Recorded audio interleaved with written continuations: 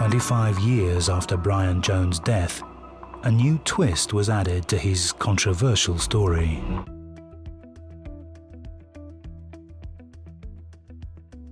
Casey Kasem. That wraps up our special countdown to the top 10 songs of the year 1991, a prelude of some of the great songs to come in this still young decade. The long and strange story of Casey Kasem's illness and death could take up an article all its own. The legendary radio personality was diagnosed with a serious illness in 2007 and eventually lost the ability to speak. A contentious back and forth between Kasem's wife Jean and the children would follow in the aftermath of this diagnosis. A conservatorship was eventually granted to Carrie Kasem, a daughter with previous wife Linda Myers.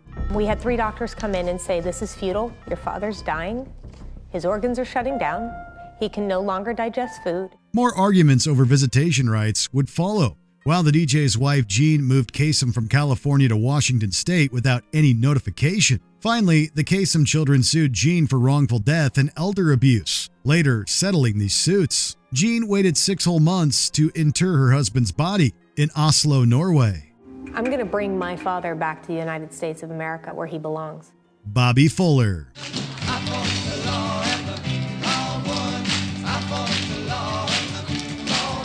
The rock and roll singer and songwriter will always be remembered for the versions of I Fought the Law he recorded with his group, the Bobby Fuller 4. However, he'll also be known for his mysterious death, the reasons for which continue to elude fans and authorities. Fuller was found unresponsive in his car back in 1966, with small hemorrhage marks along his face and body. It was either a freak thing or somebody set him up with that phone call.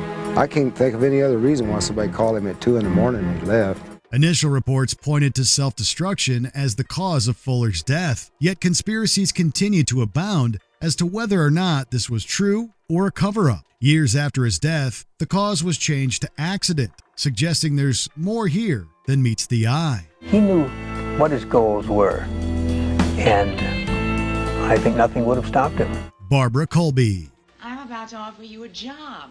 I'm doing this because I'm an expert on people's abilities. Now let me tell you something. You are virtually unemployable. This relatively unknown but talented character actress made her most memorable impact on The Mary Tyler Moore Show, where she played a sex worker. Barbara Colby's realistic and down-to-earth approach to the role was a notable breath of fresh air when compared to the often exaggerated performances seen at the time. I know you're probably not a bad kid, and this must be a very trying experience for you. But if you mention your toothbrush one more time, I'm going to spit up.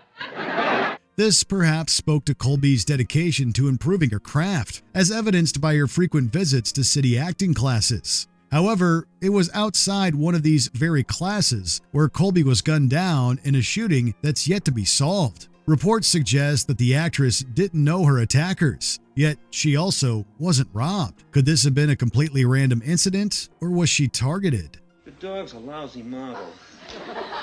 Can't you get me a better one? I tried, but Sybil Shepherd wouldn't wear a flea collar. Dr. Heng S. Noor. I'm wanted, Sydney. I'm the guy who bring you over here. They accuse me and they arrest me. How can they arrest you? You're already arrested.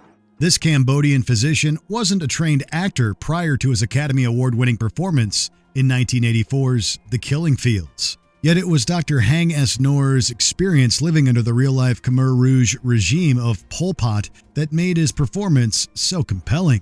Noor was the first performer of Asian descent to win the Best Supporting Actor award, and he parlayed this experience into further acting gigs after escaping to the United States. I said, before you do anything else, please give me a drink and then shot me. Enough. Noor also did humanitarian work in the aftermath of his success, yet he was tragically gunned down outside his home on February 25, 1996. Gang violence and robbery have both been offered up as reasons for Noor's killing, while others believe that the actor was specifically targeted due to his political beliefs. He took that Oscar almost like a weapon and said, okay, people want to see this Oscar, but you're also going to get to hear what I have to say about what's going on in Cambodia. George Reeves. Excuse me, Professor. I've got a date in outer space. No, don't try it, Superman. Maybe I can knock it off its course. The 2006 film Hollywoodland remains a compelling look into the mysterious death of George Reeves, the first Superman. The actor's tenure as the Man of Steel back in the 1950s earned him love and acclaim, but it also limited his options. Rumors swirled around Reeves' supposed depression due to personal finances and lack of creative opportunities. So the only answer is still Superman. Yeah, nobody knows where he... Look!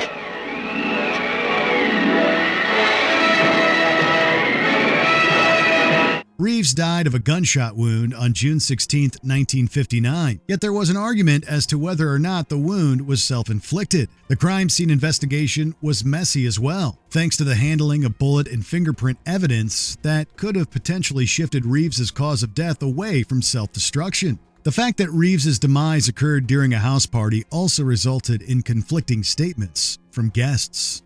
The bullet had passed through Reeves' skull and lodged in the ceiling above his bed. And strangely, the fatal shell casing was found underneath Reeves' body. Bob Crane. They'd never expect a surprise attack from 5 unarmed men. So right there, we've got the element of surprise going on. This star of the television hit Hogan's Heroes also received a film adaptation of his life and death in the form of 2002's Autofocus. That film offered speculatory evidence to a long-standing theory behind Bob Crane's murder in 1978. Said theory claimed that Crane's friend, John Henry Carpenter, was actually responsible for the murder after the pair had a personal falling out. They suspected Carpy but didn't prosecute. Not a solid case, they said. Carpenter also allegedly assisted Crane in videotaping the TV star's numerous sexual encounters. Carpenter was arrested in 1992 and ultimately acquitted in 1994. Yet there remain those who insist the man got away with murder.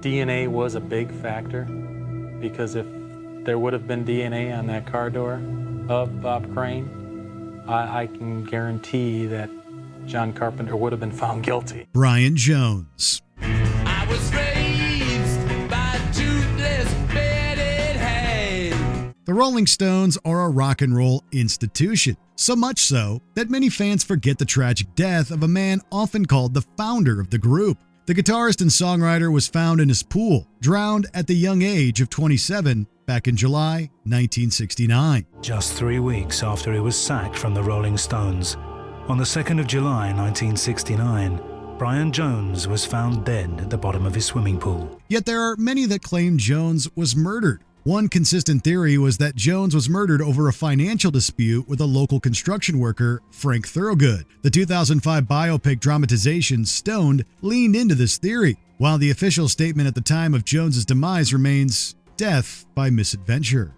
There's lots of rumors about Frank took umbrage because he owed him a lot of money. He only owed him $2,000, but there's no way that he had an argument with him owing him money. Elizabeth Short, a.k.a. the Black Dahlia.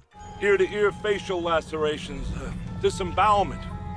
You keep this information to yourself. Most of the people on this list were celebrities before their death, but it was Elizabeth Short's tragic demise that earned her celebrity status. Known today as the Black Dahlia, Elizabeth Short was an aspiring actress who was killed in Los Angeles in 1947.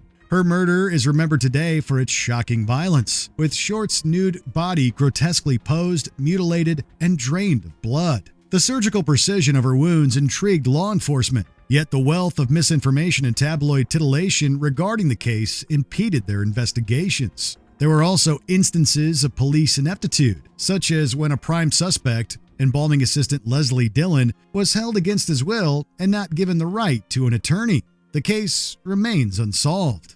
She had been dead from 5 to 9 hours, according to the coroner's report. That puts the murder sometime after midnight. And the operation sometime after that. Sonny Bono.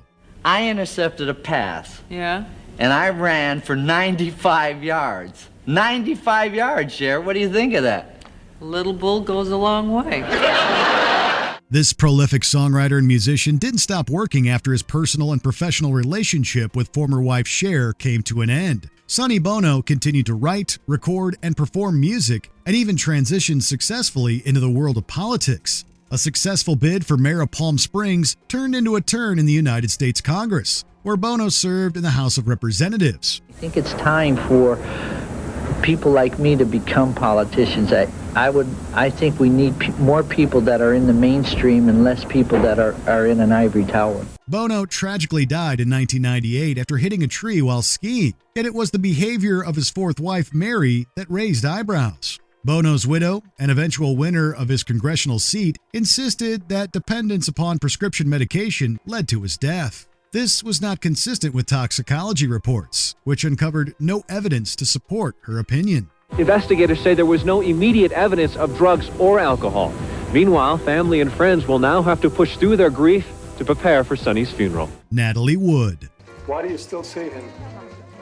Because he's a perfectly wonderful, thoughtful, uncreative guy. The career of Natalie Wood took off at a very young age and continued to thrive in the years prior to her tragic death in 1981. The actress reportedly couldn't swim and was said to be terrified of the water. This makes her demise all the more confusing, since it took place during a yacht excursion with her husband, Robert Wagner, and friend Christopher Walken. Before you know it, we're oblivious, and it's time we have to call somebody. She's gone. Accusations were leveled at Wagner for years after Wood's death, with some pointing to the tumultuous nature of their marriage as a motive. Still, others want to know what, if anything, is being hidden by Walken, who officially maintained that it was a tragic accident. Lieutenant Carina and Detective Hernandez are hoping new witnesses will come forward. Either someone who saw something, heard something, or was told something. Who is your most missed celebrity? What did you love about them? Let us know in the comments. Check out these other clips from Watch Mojo, and be sure to subscribe and ring the bell to be notified about our latest videos.